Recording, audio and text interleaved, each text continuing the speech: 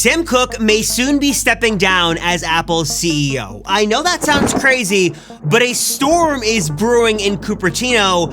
There are some major issues, and someone's gotta take the fall for all the problems, and Tim Cook might just be the guy that is soon forced out. Plus, we've got some all-new info and some leaks on the iPhone 17 and other products launching this fall. Some good news and bad news you need to know there.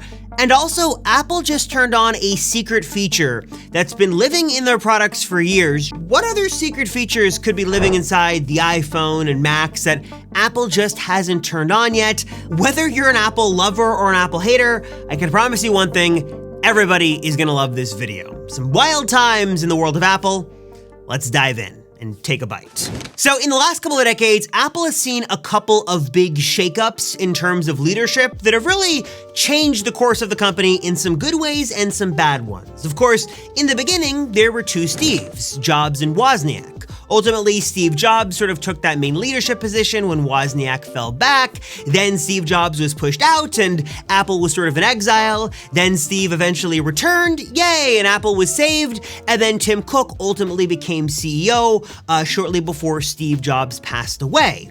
And since, I don't know, what was that, 2010, 2011-ish, around that time, Apple's leadership has mainly been the same, and maybe that's a video for another day, like maybe some leadership shakeup is needed, but there hasn't been all that as much that's really changed in terms of Apple's direction and leadership, really with the biggest exception being the departure of Johnny Ive a couple of years ago. And really since then, the design team has sort of crumbled. A lot of people left to go work with Johnny Ive, and it seems like, honestly, in a lot of ways, Apple is sort of missing its core, having a lot of issues internally, and lacking a clear direction. And because of all this controversy lately with iOS features delays and Apple Intelligence, Apple is making another interesting shakeup in order to try to get things back on track. A few days ago, Apple quietly announced to employees that the head of their AI department would be sort of stepping into a different role, and the new head of the department was going to be a man named Mike Rockwell. Now, if that name sounds familiar, he is an Apple sort of veteran in his own right, and he actually is the guy running the Vision Products Group, really the brain behind Vision Pro.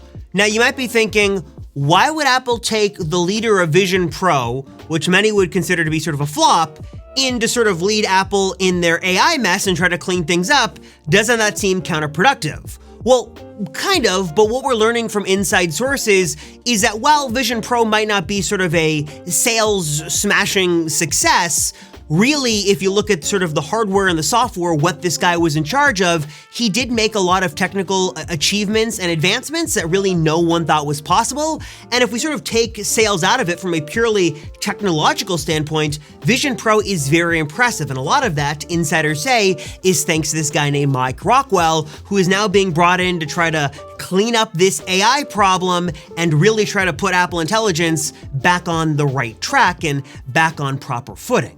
Honestly, I want to make a whole video at this point about all the controversy surrounding this, but to keep things short, it really seems like this is sort of the straw that broke the camel's back. I think a lot of people have been frustrated with Apple for showing off products that ultimately didn't ship, or even what's become regular, Apple sort of just showing off iOS features that are delayed until like the very last minute when we finally see them.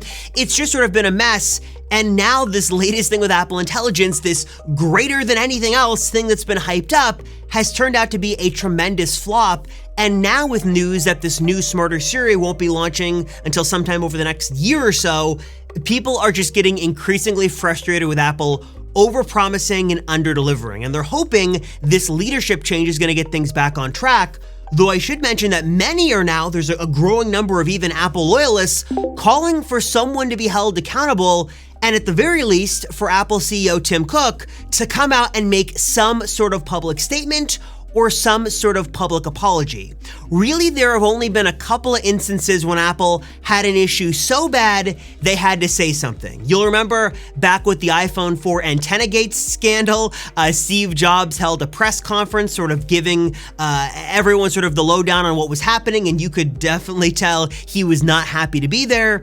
And under Tim Cook's time as CEO, A couple of things I can think about: the Apple Maps debacle, which was really pinned on Scott Forstall. Many think he was ousted because of that. And I guess Bengate to a certain extent, and actually is going to come back a little later on in this video. There really haven't been that many big scandals, but many are saying that this whole Apple Intelligence debacle, especially now that Apple is being sued for some misrepresentation with their advertising of features that aren't ultimately going to be seen anytime in the near future, people are just mad and people want accountability. And I'm curious, do you think Tim Cook owes Apple customers and fans some sort of apology or explanation? Do you think someone should be held accountable? What's even been more ironic is a clip that surfaced recently, or sort of resurfaced, of Apple executives sort of laughing off the idea that they were severely behind when it came to AI. This was from just a couple of months ago. Critics have been surprised that Apple appears to be falling behind when it comes to AI. How do you respond? I don't believe we are. Not too worried. Not too worried. All right, moving away from some bad news into some slightly better news. We're getting a lot of new info on the iPhone 17 lineup taking shape this fall.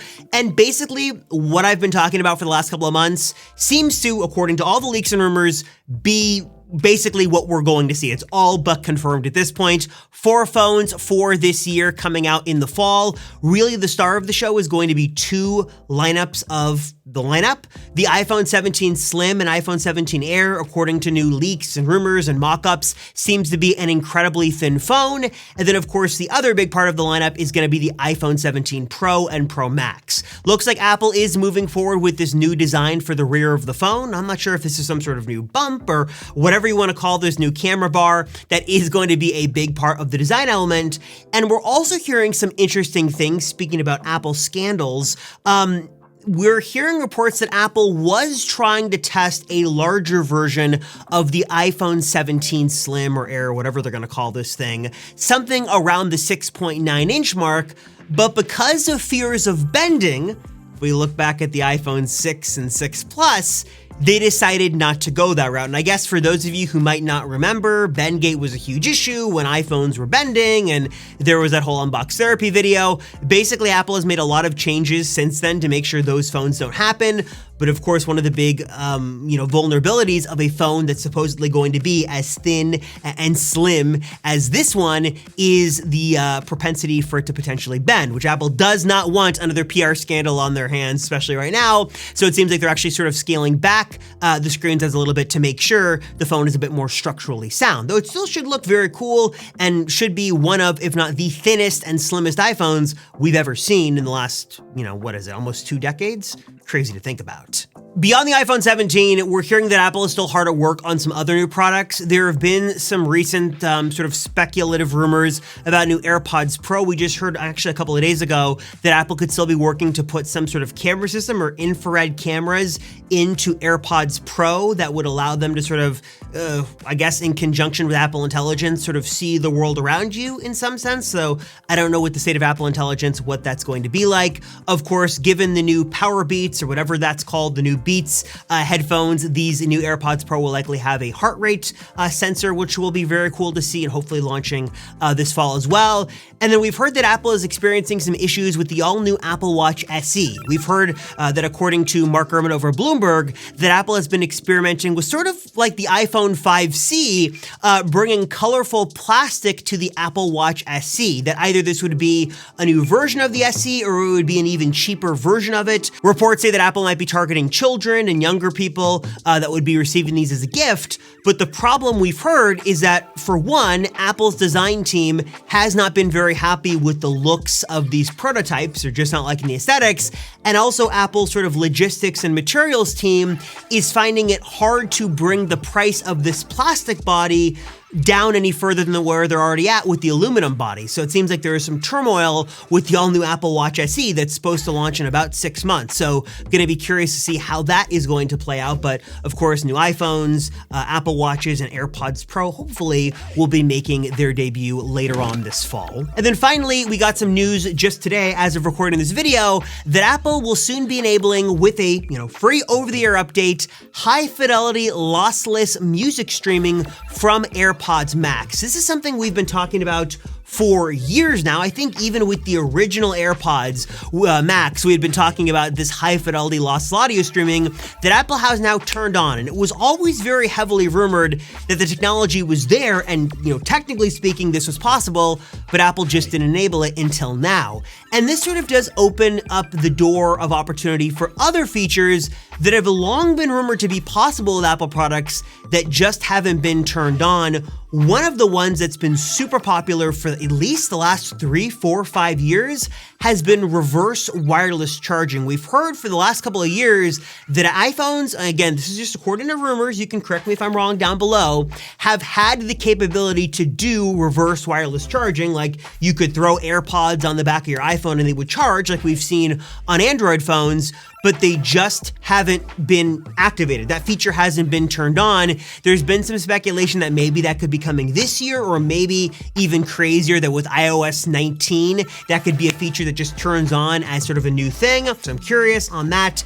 And as always with all this stuff, your thoughts down below. Your thoughts on the Apple drama, your thoughts on maybe Tim Cook stepping down, your thoughts on a public apology, your thoughts on everything happening in iPhone 17. Are you excited? Are you not? What do you think about all this stuff? Please drop a comment down below and let me know. I appreciate you guys all for watching. Thank you so much for your support. I'm Robert Rosenfeld from the Apple Circle, and I'll see you all in the next one.